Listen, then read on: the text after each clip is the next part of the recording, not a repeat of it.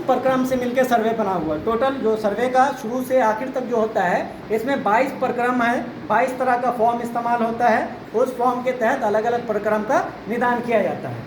तो आज जो हम लोग काम कर रहे हैं, ये पहला प्रक्रम का काम है, जिसको हम लोग प्रपत्र 1 के तहत भी बोलते हैं कि उसमें उद्घोषणा किया जाता है। उद्घोषणा का मतलब होता है एक तरह का नोटिस देना।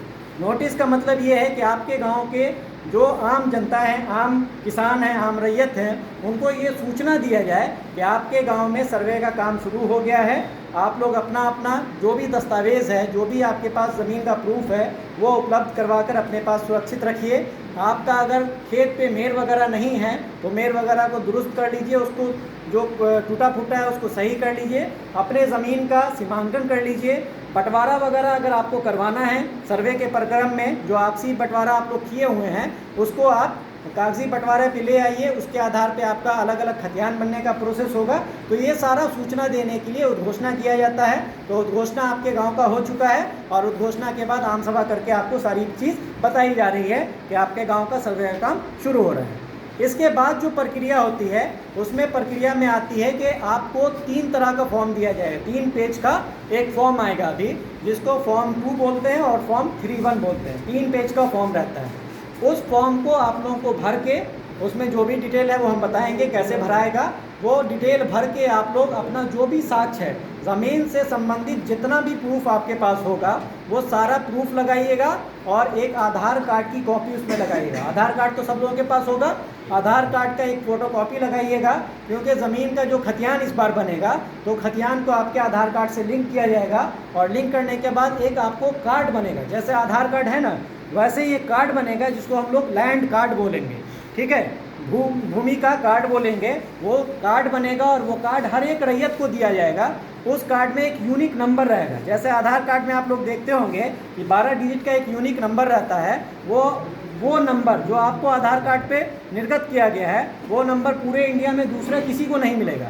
और उस नंबर से आपका सारा डिटेल निकाला जा सकता है। बैंक में आप जाते होंगे अकाउंट खुलाने, आधार नंबर आपसे मांगता है, आधार नंबर वहाँ डालता है, आपका सारा डिटेल खुल जाता है। आपका नाम क्या है, पिताजी का नाम क्या है, डेट ऑफ बर्थ क्या है, निवास स्थल क्या है, ये सारा डिटेल आपका वो सिर्फ आधार नंबर से पता कर लेता है।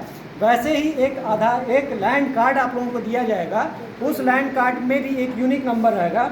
उस यूनिक नंबर से आप लोग पता कर सकते हैं कि आपकी ज़मीन किस किस ज़िले में है, किस किस अंचल में है और किस किस राजस्व ग्राम में है। वो सारा डिटेल उसमें पहले से फिट किया रहेगा। ठीक है, वो लैंड कार्ड आप लोगों को ये सर्वे होने के बाद दिया जाएगा। तो उसी के लिए आधार कार्ड कंपलसरी है। आधार कार्ड सब लोग उसमें लगाइएगा, वो आपके आधार कार्ड से लिंक किया जाएगा। उसके बाद आधार कार्ड लगा दिए, वो सारा दस्तावेज़ को एक फ़ाइल में करके, 5 या 10 रुपये का फ़ाइल आता है प्लास्टिक वाला एक फ़ाइल, उसमें फ़ाइल में करके मेरे शिविर कार्यालय जो अंचल में बना है, शिविर ऑफिस हम लोगों का जो कैंप बना है, सर्वे कैंप, वो अंचल में बना है, वहाँ पे आप लोगों को ले जाके जमा करना पड़ेगा। ये पहली प्रक्रिया है कि आप अपने ज़मीन का जो भी ब्यौरा है उसका स्वघोषणा करेंगे कि ये सारी ज़मीन मेरी है, इस पर मेरा शांतिपूर्ण दखल है, इसका मेरे पास प्रमाण है, और वो प्रमाण के साथ आप वो मुझे सौंप देंगे। जैसे ही आप वो सौंप देंगे, उसके बाद आपके गांव में हम अमीन को भेजेंगे। अमीन को भेजने के बाद जो मैप हम लोगों के पास बन के आया है, उसका सत्यापन किया जाएगा। सबसे पहला काम मैप का सत्यापन किया जाएगा कि जो आपके गांव में मैप बना हुआ जो स्थल है आपका, हूबहू मेरे पास मैप बन के आया ही या नहीं आया। अगर हूबहू बन के आया है, उसको सत्यापन करवा के हम लोग चेक कर लेंगे। अगर हूबहू होगा, जो आपका स्थल बोलेगा वही मैप बना हुआ है मेरा, तो उसमें तो कोई चेंजिंग की ज़रूरत नहीं है। लेकिन अगर उसमें कोई चेंजिंग आएगी, जैसे आपका 4 डिसमिल खेत है और मेरे जो मैप में है वो 3 डिसमिल का मैप बना हुआ है, तो उसको सुधार करके हम 4 डिसमिल बनाएंगे आपके पेपर के अनुसार।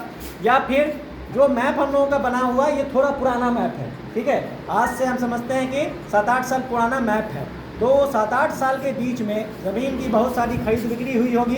खरीद बिक्री के बाद बहुत सारा बंटवारा भी हुआ होगा। तो मेरे पास मैप हो सकता है वहाँ पर एक, ठीक है, एक प्लॉट वहाँ पर दिखा रहा है। अभी हम स्थल पे जाएंगे तो वहाँ पे हम 4 प्लॉट पाएंगे, ठीक है। तो अगर ऐसी स्थिति बनती है कि मैप जो मेरे पास बन के मिला हुआ है उसमें और स्थल में कोई विसंगति पाई जाती है, कोई चेंजिंग पाई जाती है, तो स्थल के हिसाब से मैप का निर्माण अभी किया जाएगा। निर्माण करने के बाद जैसे ही पूरे गांव का निर्माण हो गया, पूरे गांव का मैप का सत्यापन हो गया, उसको हम लोग ऑनलाइन अपडेट करवाते हैं। मैप अपडेट होगा, डिजिटलाइज होता है, डिजिटलाइज होकर मैप हम लोगों के पास आ जाएगा। वो मैप आपके जो गांव का जो स्थल होगा, जो आपका बंटवारा होगा, जो आपकी ज़मीन होगी, जो आपकी खेत होगी, उसके अनुसार बिल्कुल बना हुआ रहेगा। अब बात आएगी कि जो ज़मीन आपका दखल कब्जे में है उसका प्रमाणित करना कि वो आपके दखल कब्जे में सही है, आप उसके एक्चुअल में भूस्वामी हैं या नहीं हैं, उस चीज़ को चेक करना। पहले तो मानचित्र का सत्यापन हो गया, और मानचित्र के सत्यापन के बाद उसका स्वामित्व का निर्धारण होता है, यानी कि उस ज़मीन का मालिक एक्चुअल में होगा कौन। उस ज़मीन का मालिक, जो स्थल बना हुआ है, उस ज़मीन का मालिक एक्चुअल में कौन होगा, या वो डिसाइड करने की प्रक्रिया, उसको हम लोग बोलते हैं खानापुरी। वो खानापुरी का प्रक्रम चलेगा। उसमें आप लोग जो मेरे पास अपना फॉर्म के साथ जो दस्तावेज़ जमा किए हैं, हर एक रैयत को बुलाया जाएगा।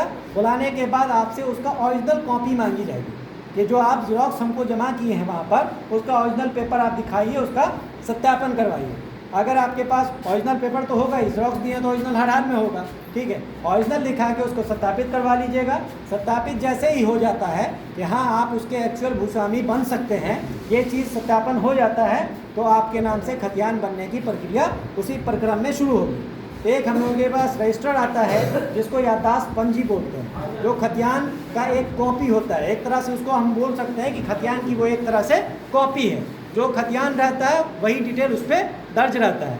उसमें आपका पुराने खतियानधारी से, यानी कि 1960 में जो सर्वे हुआ है, 1960 के सर्वे में जो खतियान बना है आपके गांव का, उसके खतियान से अभी के वर्तमान का लिंकअप मिलाया जाता है। ये पुराने में अगर आपके पूर्वज के नाम पर ज़मीन है तो आप उनके वंशज हैं, तो आप वंशावली हमको दीजिएगा। वंशावली से ये प्रूफ हो जाएगा